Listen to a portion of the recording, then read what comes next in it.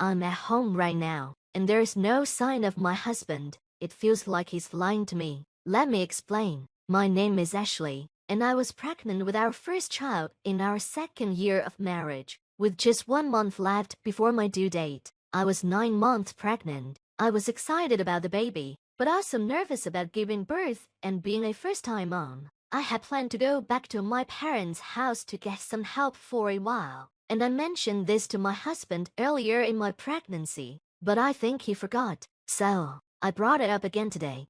As we were watching TV, my husband casually said, "Oh, going back to your parents. I think you mentioned that. If you're going, just go. I won't have any trouble without you here." I was shocked by his careless attitude, but I didn't want to argue, so I let it go. Well, I'm going back this weekend. I'll be giving birth next month, and I plan to stay with my parents for 1 or 2 months. I'll be back in about 3 months. Please make sure the room is ready for the baby. He responded, Yeah, I would have done it anyway, but I can't see you off this weekend. I have to work. I was disappointed. I had hoped he would at least come with me to the train station, but that hope was crushed. I knew he was a workaholic and often worked on weekends, but I wished he could think about how hard it is for many months pregnant and carrying heavy luggage. While I understand that he's busy, I still feel lonely sometimes. I don't want our baby, who's coming soon, to feel lonely too. Lately, I've been anxious about whether we'll be able to raise our child together like this. It's not just my child, it's ours. When did my husband become so distant? With these confusing emotions, I started packing my things. Since I was getting ready to go back to my parents' house, I decided to send my luggage, except for valuables, through a delivery service. I had hoped to welcome our baby into a clean house, so when I started maternity leave early, I cleaned everything from top to bottom. They say pregnant women get a nesting instinct, and I definitely felt that. I set up the baby's crib and made space for our new life as a family of 3-4 when I returned in about 2.5 months. But my husband didn't seem to care. He kept messing up the areas I had cleaned. Maybe I cleaned too early, but he acted like he was still living alone. He'd leave half-finished bottles of drinks lying around and cardboard boxes from online orders everywhere. Now that I think about it, I've never seen him cook or clean since we got married. Despite my efforts to tidy up, the house only became more cluttered, and I started worrying about whether it would be okay while I was gone. The weekend arrived quickly, and I left for my parents' house. My husband, as usual, went to work without even seeing me off at my parents' home. We kept in touch pretty well at first. We exchanged emails daily, and I'd call him every few days, but soon, he started answering less and less. When I asked why he wasn't picking up, he'd just say things like, "Oh, I've been busy," or "Not really." I joked, "You're not cheating on me, right? I've heard some men cheat when their wives are pregnant." He sounded annoyed and said, "Why would I do that? It's annoying to be doubted." His irritated tone made me cautious, so I quickly apologized, saying, "Sorry, I shouldn't have said that." I knew it wasn't good for me to have these unnecessary worries while carrying our precious baby, so I decided to trust him. Then, a few weeks later, my labor pains started. As I was preparing to go to the hospital, I called my husband. Even though I felt awkward about him seeing me in pain, I wanted him to be there for the birth of our child. Surely, seeing our baby born would move him. The labor had started. I told him, "It usually takes about half a day for the first baby to be born, so you have time to make it. I really want you to be there when the baby is born. You can't even cut the umbilical cord." When I told my husband that I wanted him to come for the birth, he sighed in frustration. "You want me to come by train right now? Sorry, I'm tired, and I have work tomorrow." I couldn't believe it. "You're still talking about work. Our child is about to be born. How is work still your priority?" He snapped, "Shut up. There's no one else who can do my job. If I don't do it, the work won't get done. Don't you get that? I'm busy. I'm hanging up."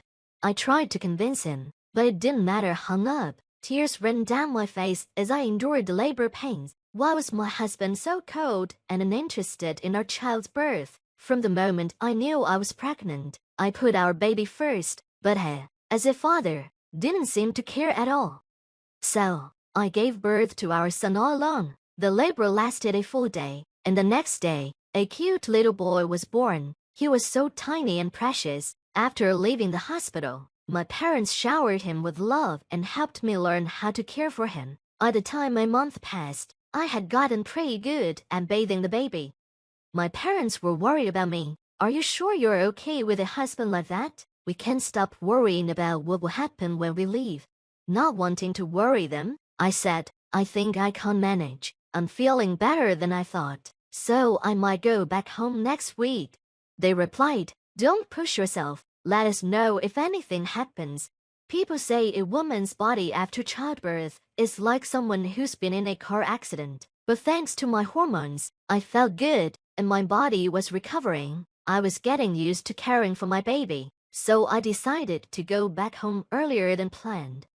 During my time at my parents' house, my husband hardly contacted me. Even when I sent him photos and videos of our son, he didn't seem to care much. I figured maybe he'd feel like a father once he actually spent time with the baby. That thought kept me going as my parents drove me back home. I didn't tell my husband I was coming home early, but since it was his day off, I expected him to be there. I wondered how he would react to seeing our baby for the first time. Would our child like our home? After a long drive, we finally arrived. I was carrying my baby, while my parents brought in the luggage. When I unlocked the door, the house was dark and silent. We're home, a bit early, but we're back, I called out, but there was no answer. As we walked into the living room, a horrible smell hit us. I turned on the light, and the sight was shocking. The room was a complete mess, like a garbage dump. Dirty dishes and half-eaten pizza were piled in the sink. Clothes and trash were scattered everywhere, and mold floated in half-full juice cups. The table was stained and filthy, and black mold covered the bathroom and shower. The toilet stank, and worst of all, the baby crib was filled with unused cardboard boxes and trash bags.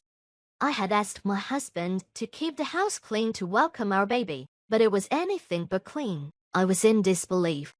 We can't live in this filthy place, and especially not with a baby, I said, upset. My parents were furious and searched the house for my husband, but he was nowhere to be found. Where could he be on his day off? I wondered. He often claimed to work on weekends, but now I was starting to doubt whether that was true. His job doesn't pay extra for weekend work, and the company usually follows a normal schedule. It seemed suspicious. Let's try calling him, I suggested. We couldn't stay in the dirty house any longer, so we stepped outside, and I called my husband. He didn't answer the first 2 times, but finally paid up on the 3rd try. Hey, where are you right now? I asked. I'm at home, sleeping. Why? He replied. At home. We had searched the entire house, and he was definitely not there. For a second, I wondered if he could be buried under the piles of trash, but that was ridiculous. His voice didn't even sound like he had just woken up. Then, I heard it, a woman's voice in the background. I couldn't hear what she said, but it was clear my husband was with another woman. At that moment, everything became clear. He was cheating on me, while neglecting our baby and leaving the house in a terrible state. He was off with someone else. Anger surged through me. This man was no longer needed in our lives. If he liked the other woman so much, he could have her. I was done with him. I thought, how could anyone live in a house so disgusting, with such a rotten smell? Then sarcastically, I added, maybe a burglar came in. I should call the police. You're at your parents' house, right? What are you talking about? My husband said, sounding confused. My anger boiled over, and I raised my voice. You're the one lying. You said you were at home, but you're not, and turning the baby's crib into a trash dump. That's unacceptable. I'm not coming back, and we're getting a divorce. I hung up the phone after saying that. I was so angry that I decided to report a burglary to the police, just to punish him. I told my parents to take my son back to their house, while I stayed behind, waiting for my husband to show up. Soon, the police arrived before he did. I welcomed them into the house like they were guests. A little while later, I saw my husband walking up the street and unbelievably, he had a woman with him. My husband had a guilty look on his face. "Hey, you weren't supposed to be back until next month," he said nervously. I glanced at the woman next to him, who was glaring at me with her arms crossed. "Who is she?" I asked, feeling strangely calm. The woman snapped back, "And who are you?" As I questioned her, I learned that my husband had been hiding his marriage from her the entire time. I was so disgusted by him that I didn't even know how to react anymore. "At least hear me out," my husband said, trying to grab my shoulder, but I slapped his hand away. "Don't touch me. It's disgusting," I said. "The police are inside checking the house. You should be embarrassed. I'm leaving, and you can't explain everything to them. Goodbye." With that, I left, heading back to my parents' house. My husband and the woman stood there, dumbfounded. Later that night, he called me several times, but I ignored him. When I finally answered, he sounded defeated. He had explained the situation to the police, who had seen the filthy state of the house. It must have been humiliating for him. After being dumped by the woman he had lied to, all he had left was his shame and the mess he had created. "I'm sorry," he pleaded. "Come back. I want to see our son." If he really meant it, he should have come to my parents' house. Thinking that a phone apology could fix everything just showed how terrible he was. "You weren't even there when I gave birth, even though I asked you to come," I reminded him. "I thought you knew I would," he mumbled. "I'll clean up the house. I can't do anything without you. I need you." I could hear him getting more desperate as I refused to forgive him. "It's not happening. If you can't handle the house, have that woman help you." "That was just a fling. It didn't mean anything. You're the only one for me, Ashley," he begged. "A fling? You were with her every time you claimed you had to work overtime," I snapped. After pressing him, my husband finally admitted that he had been cheating on me with several women. He had reconnected with at a friend's wedding. He was a complete scumbag. "There's no point in talking anymore," I said, feeling disgusted. His desperate apologies made me feel sick. "You disgust me. Were you really planning to touch our son with those hands? Unthinkable." "I won't do it again. I'll come pick you up right now. I want to see you and our son. I'll prove I'm serious. Let's go home together," my husband said, sounding determined. I couldn't believe what I was hearing. What was he thinking? At this point, I couldn't trust him anymore. "There's nothing left to talk about. I'll raise our son on my own," I replied firmly. "Ashley, please forgive me," he started to say, but I hung up before he could finish. The silence after the call ended felt hollow, and just like that, our short marriage was over. It's been half a year since then. I decided to start working again, relying on my parents for help. Once I save up enough money, I plan to move out and live with my son on our own. I'm still in the middle of divorce negotiations, mainly to make sure I get alimony. My husband, who doesn't know how to live on his own, is struggling. He eats out most of the time, and his house is a mess, but that's not my problem anymore. Now, I'm focused on doing my best for my son and giving him all the love he deserves.